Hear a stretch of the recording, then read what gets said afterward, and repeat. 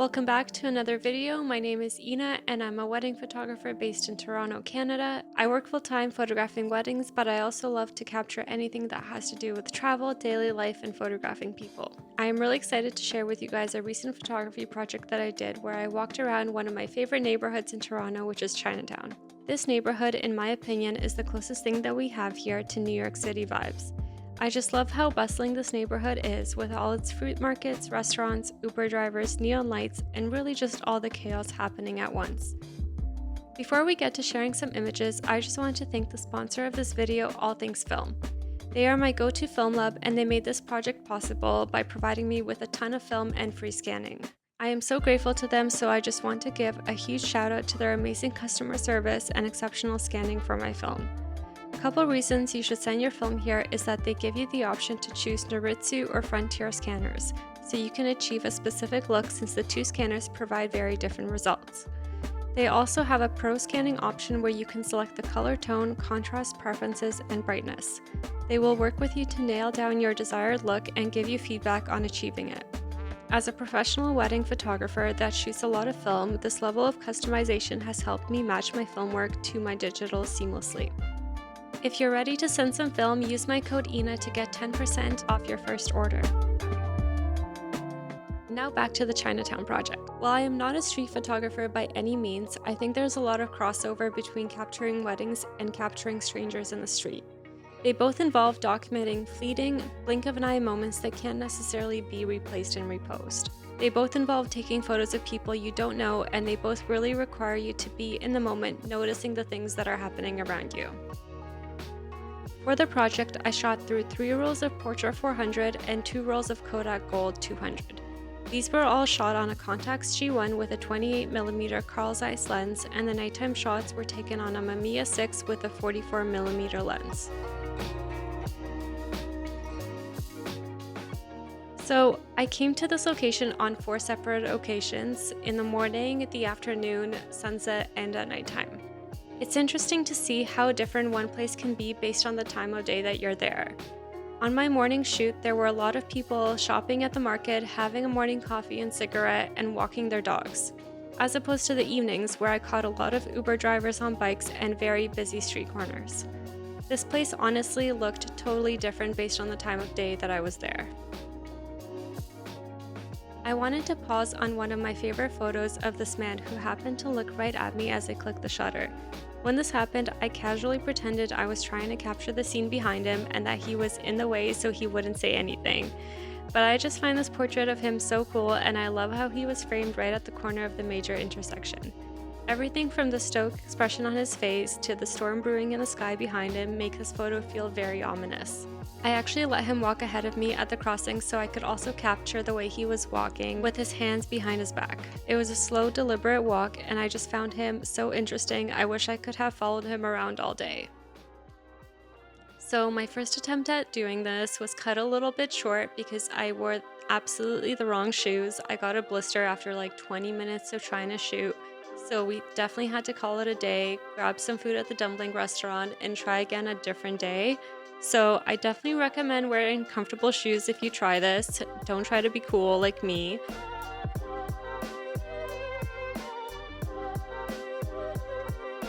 So I first met this woman as she was coming out of a grocery store. I originally took a photo of her while she was inside, but it was quite dark and I didn't meet her for it properly. I waited for her to walk out into the sun before I snapped this other shot. Her dog sitting on the walker and the bags full of baguettes was such a funny scene, and you just know this dog is spoiled beyond belief by this woman. I actually ran into her again at the crossing and took another photo. With street photography, I feel like if you find someone or something interesting, it's good to take several photos of the subject because you never know what they might do, or maybe they'll walk into some better light or better composition if you just patiently wait. Here's a photo of another woman that I thought was just an icon with her big sunglasses and bucket hat, buying some bok choy. I love the composition of this photo with the mountains of vegetables around her and the 2 other people trying to squeeze by. I think it really shows some of the chaos that was happening at the market. It was honestly a little bit overwhelming for me to shoot, but these are the kind of moments that I was really waiting for, so I'm glad that I captured this. I also tend to really love direct light in my work. You see it a lot in my wedding photography. I love the contrast and the isolation that it can provide to a subject. The colors also tend to come out really nice on film with direct light, so I decided to take a photo of these mangoes. They looked so good. I definitely wanted to buy some for myself too. But yeah, I do really love the harsh light falling on these mangoes, and I thought it was a good moment to capture.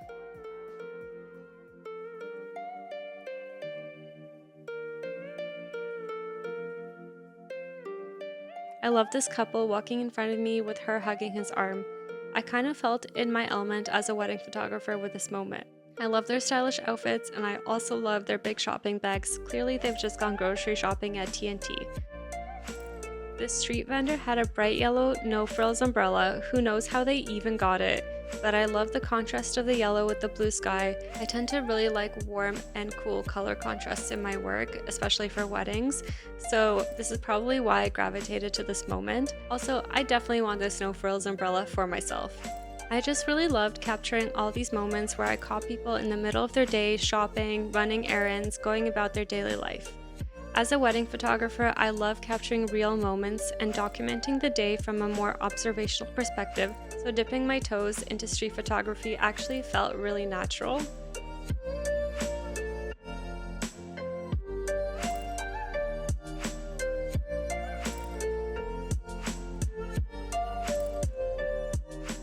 If you're a wedding photographer as well, I definitely recommend trying out street photography. I feel like you'll probably find it really natural. It's kind of what we do all day at weddings.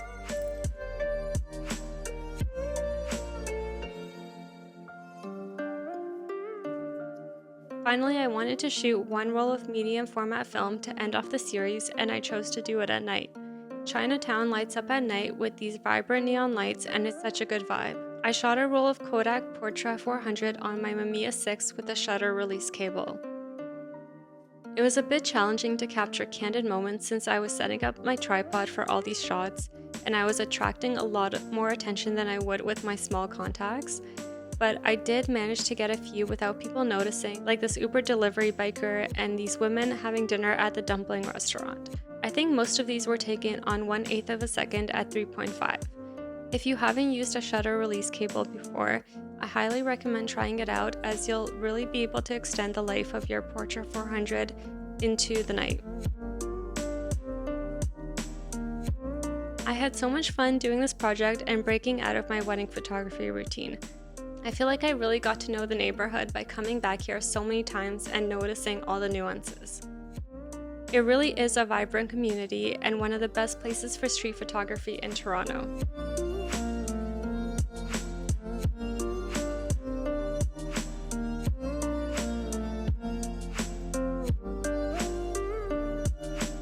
Thank you again to All Things Film for sponsoring this video, and to my husband Evan for doing all the behind the scenes filming. If you have any questions, feel free to leave them in the comments or follow me on Instagram at inayas. I'll leave the link down below.